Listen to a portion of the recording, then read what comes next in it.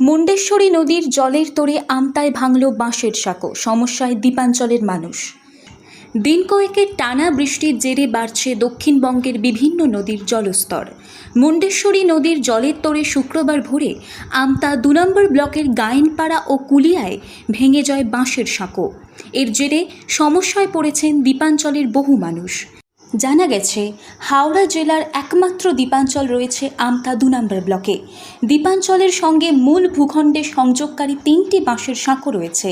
শুক্রবার ভোরে জলের তোড়ে ৩টি সাঁকোর মধ্যে গায়েনপাড়া ও কুলিয়ার সাঁকোগুলো ভেঙে যায়।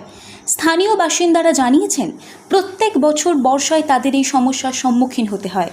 সাঁকো ভেঙে যাওয়ায় ফেরি তখন তাদের ভরসা বলে জানাচ্ছেন তারা। আমতার বিধায়ক সুকান্ত পাল জানান, ইতিমধ্যেই প্রশাসনের তরফে 2টি ঘাটে পর্যাপ্ত ফেরি চলাচলের ব্যবস্থা করা হয়েছে। পাশাপাশি ঘাটগুলিতে প্রশাসনের তরফে নজরদারি চালানো হচ্ছে বলে তিনি জানিয়েছেন।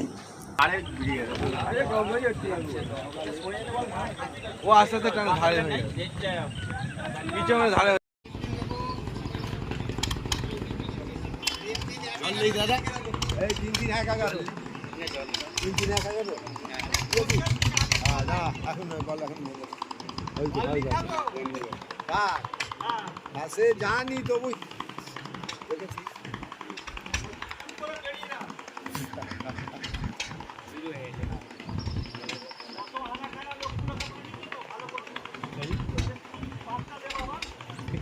জলে গতকাল রাত্রি থেকেই গুরুরা খাল মানে আমাদের মুন্ডেশ্বরী জলস্তর বাড়ে।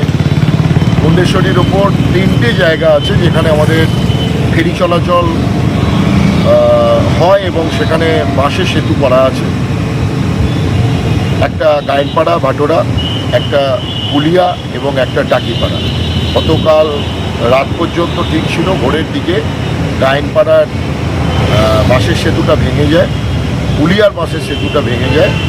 এখন একমাত্র টাকিপাড়া সেতুটি এখনও সচল আছে এবং যেই দুটো জায়গায় ভেঙে যায় স্থানীয় প্রশাসনের উদ্যোগে মানুষের অসুবিধা না হয়, দ্বীপাঞ্চলের মানুষের যাতে কোনো অসুবিধা না হয়, ফেরি সার্ভিস চালু হয়েছে এবং প্রশাসন নজরদারিতে আছে। মানুষের যাতে কোনো অসুবিধা না হয়, প্রশাসন তাদের পাশে আছে।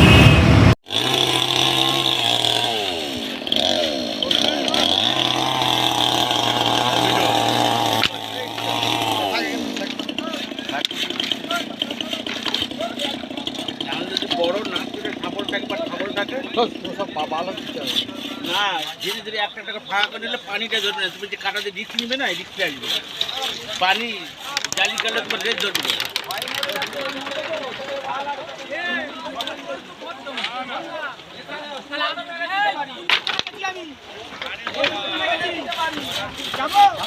কথা বলছি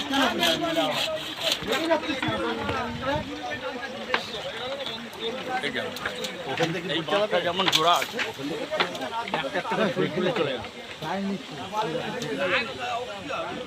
ভোট কি গন্ডগোল আছে নাকি?